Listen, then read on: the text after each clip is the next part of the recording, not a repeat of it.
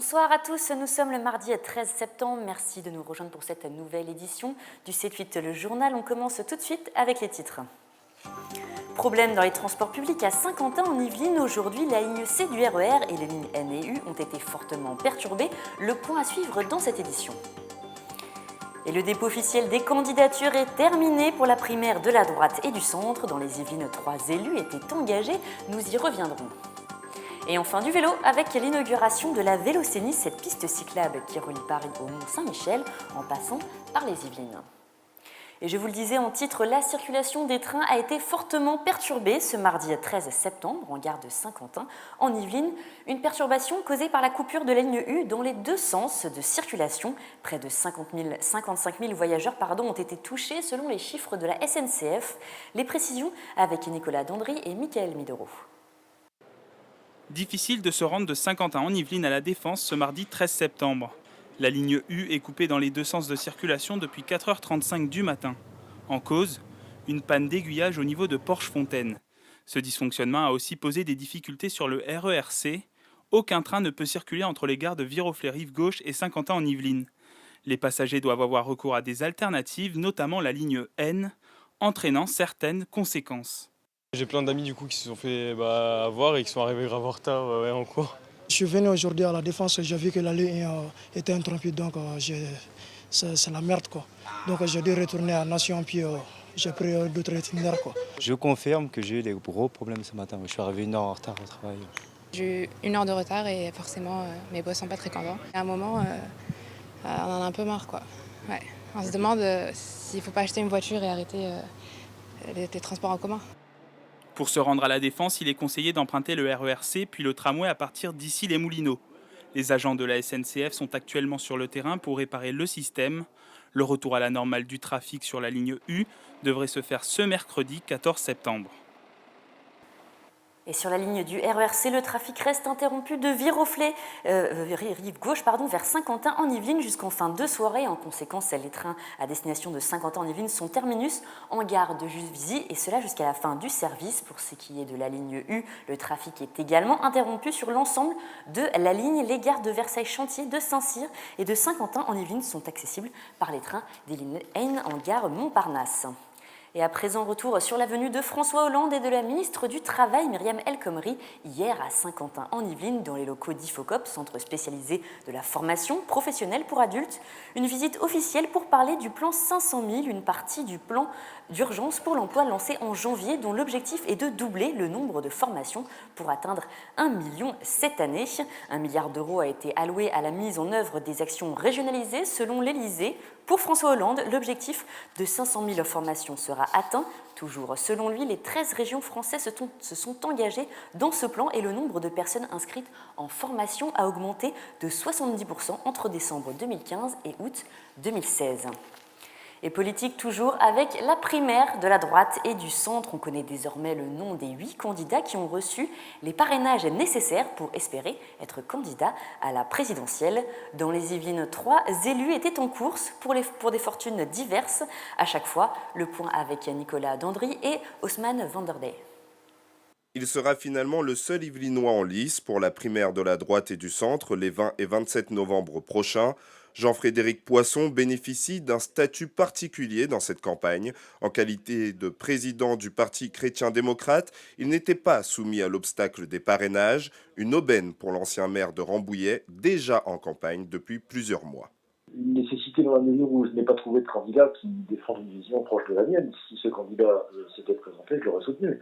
Pour moi qui suis favorable à l'économie de partage, favorable à la place de la France dans l'Europe, favorable à un rééquilibrage des relations internationales et encore une fois au fait d'affirmer des valeurs qui sont les nôtres sur le plan mondial.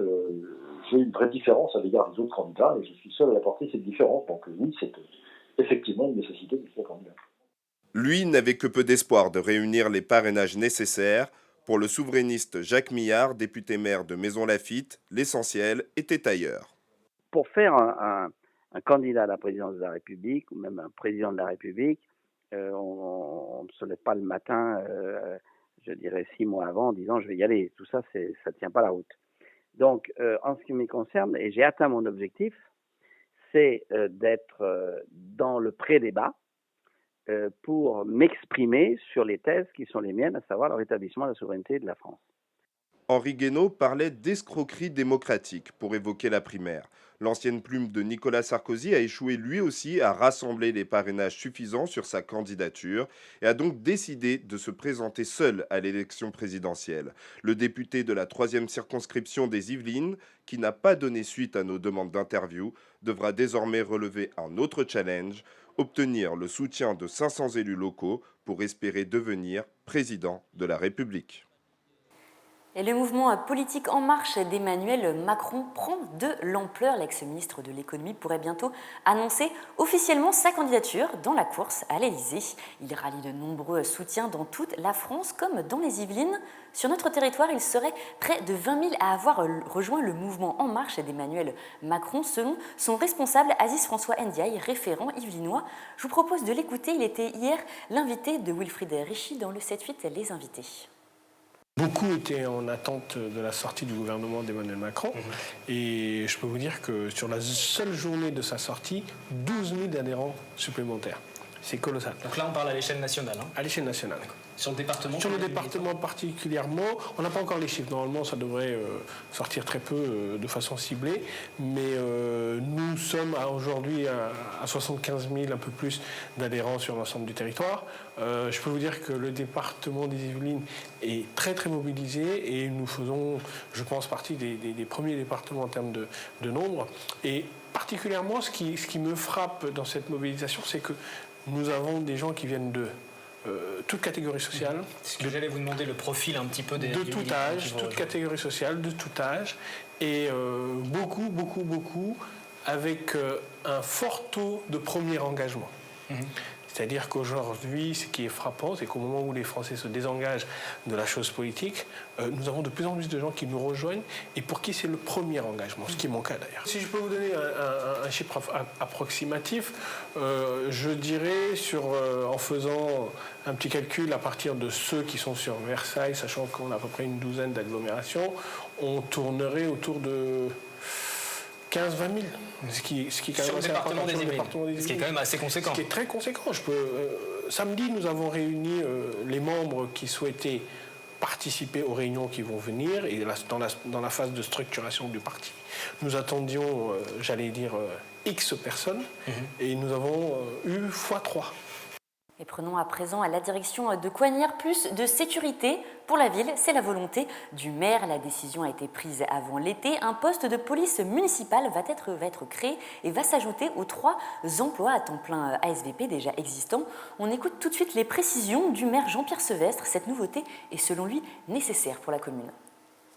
Nous aurons un responsable de police et nous aurons un agent administratif chargé de l'accueil de la population et des personnes qui veulent bien sûr intervenir au sein de la police municipale, mais également 4 agents qui pourront par binôme intervenir pour des missions de proximité, car actuellement il me semble qu'il est indispensable qu'il y ait une police de proximité dans nos différents quartiers de Coignères. Vous l'avez entendu, les agents effectueront des missions de proximité. Ils agiront notamment sur le code de l'urbanisme, sur le stationnement et les problèmes d'incivilité. Et c'est une nouvelle qui ravira sûrement les cyclistes. Cet après-midi, au château de la Madeleine à Chevreuse avait lieu l'inauguration du parcours de la Vélocénie dans les Yvelines, un itinéraire reliant Jouy-en-Josas à Émancé. Il s'inscrit dans le parcours global de la Vélocénie, une voie cyclable qui couvre Paris jusqu'au Mont-Saint-Michel. Les précisions de Camille Lambert. 60 km reliant Jouy-en-Josas à Émancé, c'est la piste cyclable inaugurée mardi 13 septembre à Chevreuse. Au château de la Madeleine, le conseil départemental a présenté ce parcours, un trajet qui s'inscrit dans un projet global, celui de la Vélocénie, 450 km courant de Paris au Mont-Saint-Michel. Ce que je trouve très bien dans ce type de projet, c'est qu'il est vraiment transversal. On traverse une région. On traverse plusieurs régions, on traverse plusieurs départements, on traverse plusieurs communes. Tout le monde s'y met avec un fédérateur, un vecteur fédérateur qui est cette Vélocénie. Pour ce nouvel itinéraire, le département a investi plus de 3 millions d'euros. La région Île-de-France et les collectivités concernées par ce tracé ont également subventionné le projet. Au cours de leur périple, les cyclistes sont amenés à découvrir les richesses du territoire, un moyen de favoriser le tourisme. Nous cherchons véritablement à faire un développement autour de cela avec des restaurants, des hôtels, des gîtes, des maisons d'accueil, de façon à ce que ça devienne vraiment un tourisme en développement économique. C'est le fondamental du département. Nous avons une vraie volonté aujourd'hui au niveau du département de développer tout ce qui est pépites. Pépites culturelles, patrimoniales ou naturelles, des dizaines de curiosités sont à découvrir en pédalant. 5 sites inscrits au patrimoine mondial de l'UNESCO ponctuent le parcours de la Vélocénie. Au total, elle traverse 4 régions et 8 départements. Et on finit ce journal en musique. Samedi dernier a eu lieu la 2e édition du Crazy Town Festival au parc de Folleville de Thiverval-Grignon. 6 concerts rock, reggae, funk et blues, ainsi que des activités pour enfants étaient au programme de cette journée qui a pu profiter d'un temps estival. Regardez ce reportage signé Corinne Fallin et Patrick Jacques de Dixmude.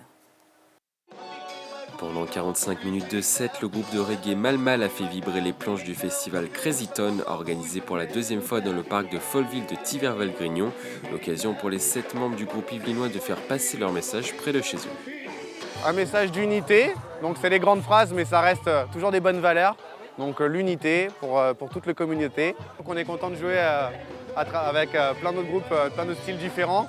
Et justement on est là aussi pour représenter le reggae music à travers tous ces groupes de rock. Donc on lâche pas l'affaire, on est là, on est très contents. Et côté rock, justement, les 5 membres du groupe Cards sont venus jouer leur musique influencée par la pop britannique des Who, des Beatles et des Kings. C'est une manière de jouer en fait, parce qu'il y a une très bonne ambiance, la scène est magnifique, il fait beau, on est très bien accueillis. Pour cette 2e édition, ce festival de musique actuelle gratuit tend à favoriser les groupes locaux, mais a surtout un objectif majeur, mettre en avant la musique. La musique, c'est un langage international auquel on est vraiment très attaché.